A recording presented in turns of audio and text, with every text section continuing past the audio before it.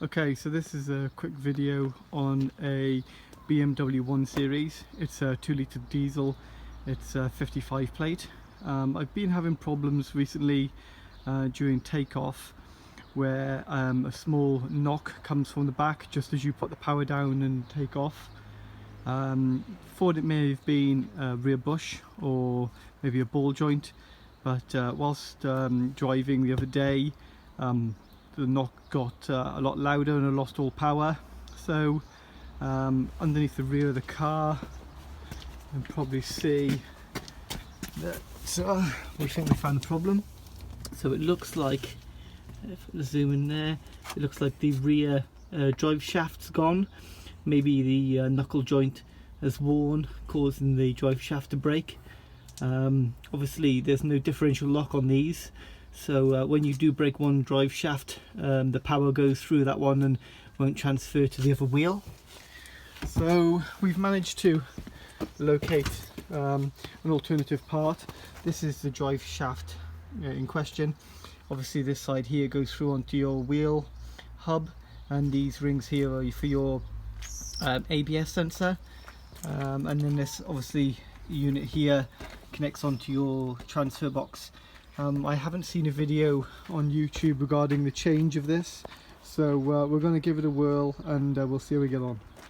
Okay, so we've got the car up. I've left the jack there just to be safe. Axle stands just underneath, holding the back radius arm, so we're good and secure there. Next stage is to remove the center nut from the hub, which will remove the front of the drive shaft, and then try to knock that out, and then if we can, see if we can get into the back of the drive shaft. Around here you'll see there's I think it's a total of 6 inverted T sockets, and we'll remove all 6 of those and try and pull that shaft out. I'm going to try, if I can, to remove the least amount of parts off the rear shaft as possible, to try and get that shaft out, but that's going to be quite difficult. We're going to have to somehow get some pressure off that drive shaft to allow that thread to be punched out of that hub, but we'll see how we get on. Okay, so that went quite simple. So in there you've got the drive shaft, which comes from the splines. There was a nut on the front of there, which is a small aluminium locking nut. Obviously the sides are tapped in on the small flanges to stop the nut from spinning. Unusual, this is a multi-sided socket. I think it's a 12-sided socket.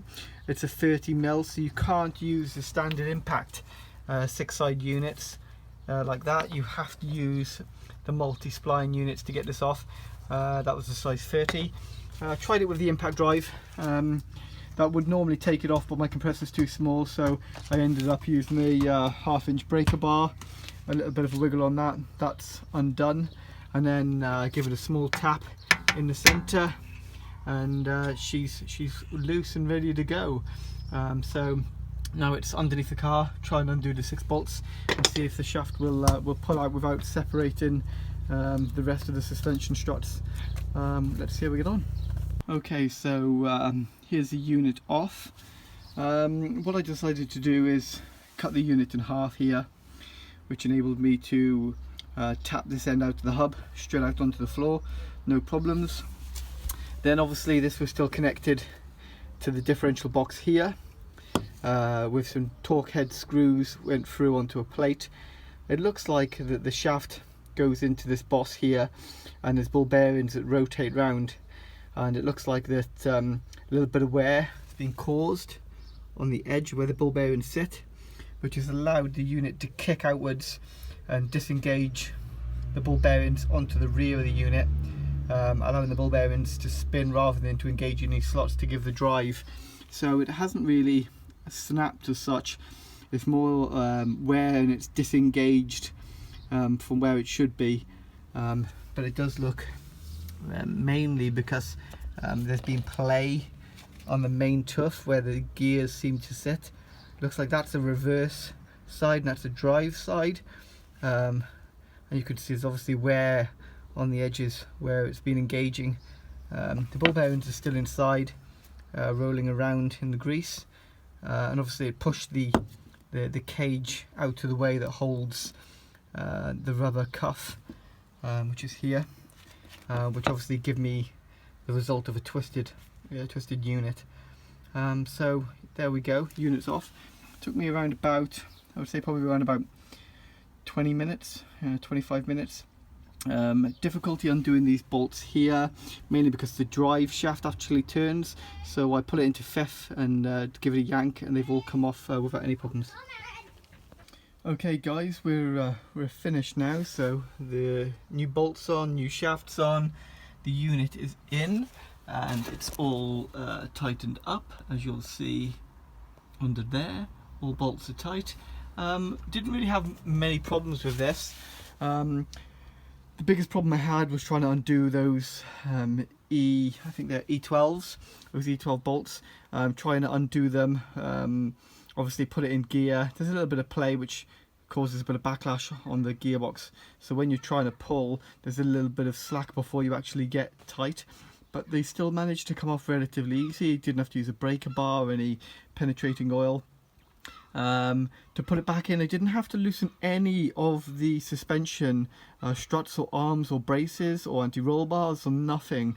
Just managed to push it into the front drive shaft, and then the back just pushed in nice. So really that's took me around about 45 minutes to do. Tools that I used, obviously I used a small 6-inch disc cutter to cut through the strut, but looking back now, did I need to cut it? I think it was easier to cut it and get the boot off, because doing the bolts up and undoing them, it was pretty difficult to get the socket wrench in with the boots pushing against the nose of the unit, so you couldn't get square on. So I probably would cut it next time, remove the boot, allowing me to engage the socket straight on, which helped with obviously not shearing any bolts off.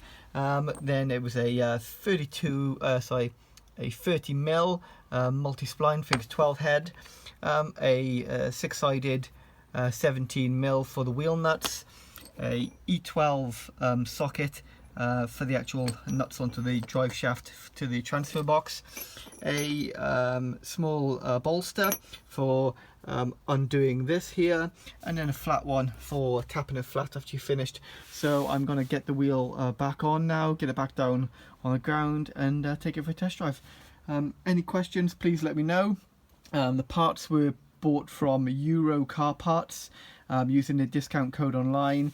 The list price of the drive shaft was £169, but I managed to get it for £116. And parts, I think probably looking around about 250 quid worth of labour, BMW to change this off. So I think I've saved a little bit on this job. Any questions, let me know. Thanks for watching the video.